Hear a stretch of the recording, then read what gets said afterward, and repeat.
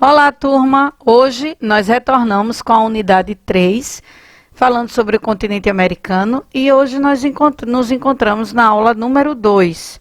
Nós vamos abordar o tema 2, falando sobre os aspectos naturais do continente americano. Então, a gente pode ver logo de início esse mapa, o mapa físico da América, onde mostra, algumas montanhas, algumas áreas de planície, a Cordilheira dos Andes, as montanhas rochosas. Tudo isso são pontos, aspectos que nós vamos tocar neste momento. Então, vamos lá, iniciando a aula falando sobre as características gerais. Como é uma área que se estende por dois hemisférios, hemisfério norte e hemisfério sul, então nós temos uma grande quantidade e diversidade de relevo, de clima, de vegetação. Imagine vocês que esse continente ele abrange os dois hemisférios, de norte a sul, então há uma diferença tanto no relevo como no clima e os tipos de vegetação existentes nesse continente. Então, enquanto características naturais, houve ao longo do tempo, conforme o processo de ocupação, o homem ele foi vendo e observando diferentes mudanças e se adaptando aos diferentes modos de vida da região, Então, nós temos aqui a América como um todo, onde ela é dividida geograficamente entre América do Norte, América Central e América do Sul. Nós temos aqui o relevo, e o relevo é identificado por alguns conjuntos, grandes conjuntos. Mais uma vez a imagem da América, o mapa físico do continente americano, e aí nós temos a oeste, o que se destaca são as Cordilheiras dos Andes. Na parte oeste, voltada para o Pacífico, a cordilheira ela se estende desde o início da América do Sul e segue até o finalzinho da América do Sul, extremo sul. Temos no centro, tanto na América do Sul, na parte central, as planícies e depressões nessas áreas, bem como na América do Norte também, as planícies e depressões. Encontramos a leste os planaltos e montanhas. São planaltos e montanhas mais antigos e que foram se desgastando ao longo dos anos, ao longo de milhões de anos. Então, nós temos aqui os Montes Apalaches, nós temos áreas de montanhas nessa região. Então, são áreas onde nós temos a concentração maior de planaltos na região voltada ao Oceano Atlântico. E em relação ao relevo e à hidrografia, nós temos ao longo dos rios uma grande ocupação. Então, assim, o relevo e também a hidrografia, ela acaba exercendo uma influência na moradia. Muitas pessoas vivem às margens do rio. Isso é desde o início, quando havia os processos de irrigação, No Egito já acontecia isso. E na América não foi diferente, onde nós temos a facilidade para a parte da hidrografia, onde requer água e fonte de alimento, e também o relevo, que influencia, que pode dificultar, como pode facilitar o acesso à moradia de pessoas. Na costa oeste, ou seja, voltada para o Pacífico, nós encontramos as montanhas de formações jovens, Encontramos as planícies aqui voltadas ao Pacífico, são formadas por sedimentos que vêm do oceano e de rios que desaguam, certo? Encontramos também cadeias de montanhas que se estendem por cerca de 15 mil quilômetros, como é o caso desde o Alasca, e vai até o extremo sul do Chile. Lógico que essas cadeias de montanhas, elas têm as separações, como as montanhas rochosas, como a Serra Madre, como a Cordilheira dos Andes, Mas se contarmos elas, do início ao fim, nós temos 15 mil quilômetros de extensão. Elas têm suas denominações, como as montanhas rochosas, que inicia no Canadá e vai até os Estados Unidos da América. Então, nós temos essa concentração de montanhas. Temos também, no México, duas cadeias de montanhas. Aqui é uma frente à outra. Serra Madre voltada para o lado leste, que é a Serra Madre Oriental, e a Serra Madre, conjunto de cadeia de montanhas Serra Madre no México, voltado para o lado ocidental, que é a Serra Madre Ocidental, voltada para o Pacífico. Encontramos também no sul, na América do Sul, a Cordilheira dos Andes, que se estende por toda a América do Sul, sentido costa do Pacífico, né? Então, assim, pelas altitudes elevadas nessas concentrações de montanha, a concentração também de pessoas é bem menor, é bem inferior, né? São muito baixas. Então, a população normalmente habita em áreas de altitudes inferiores, mais próximos ao litoral, onde elas estão mais suscetíveis a erupções vulcânicas, terremotos, porque estão próximos a áreas de choque, zonas de choque das placas tectônicas.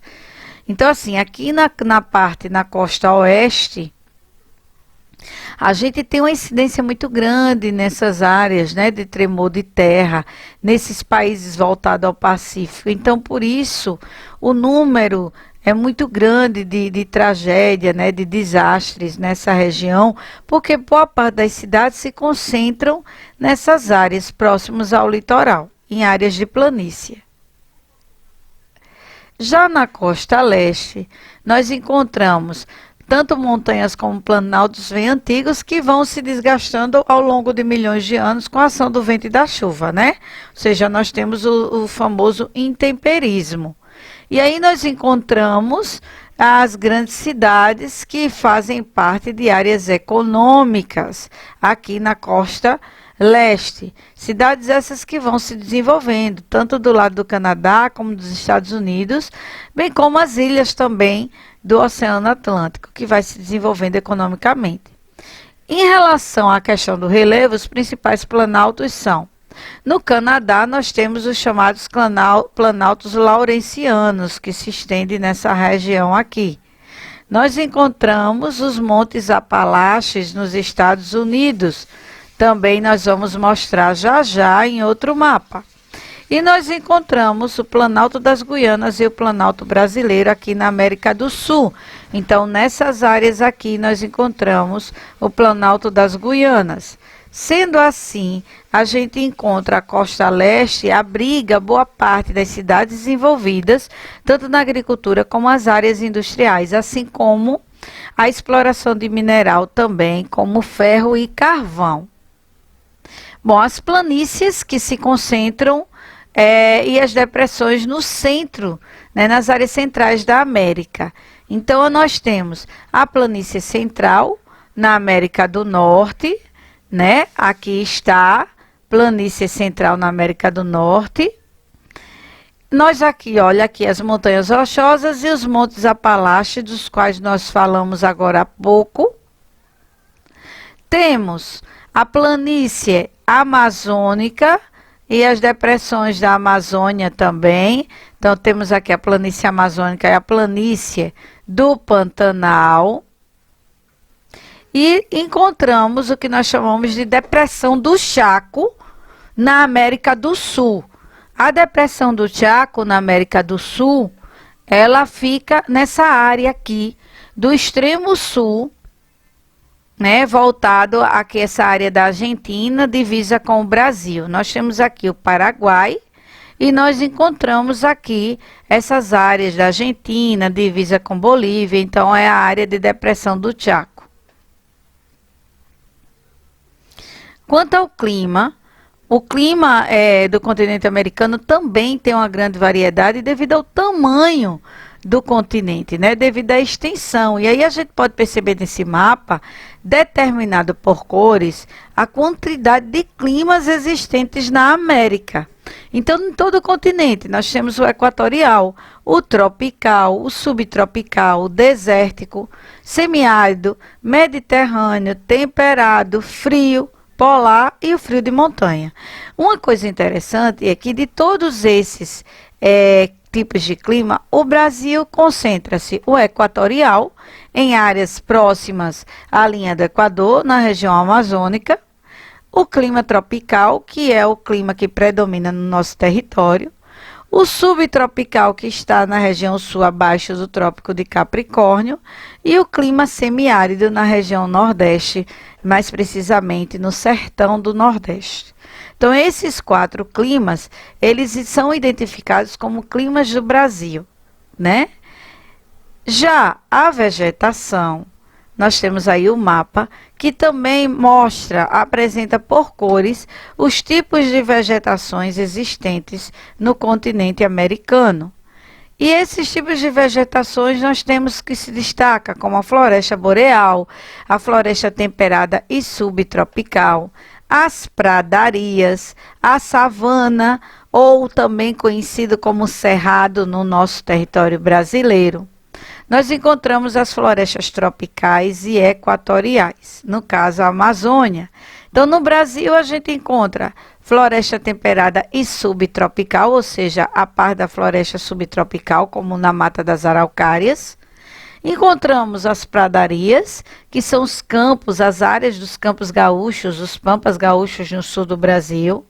O cerrado na parte central, região centro-oeste do nosso país. E nós encontramos, por fim, as florestas equatoriais, como, por exemplo, a floresta amazônica.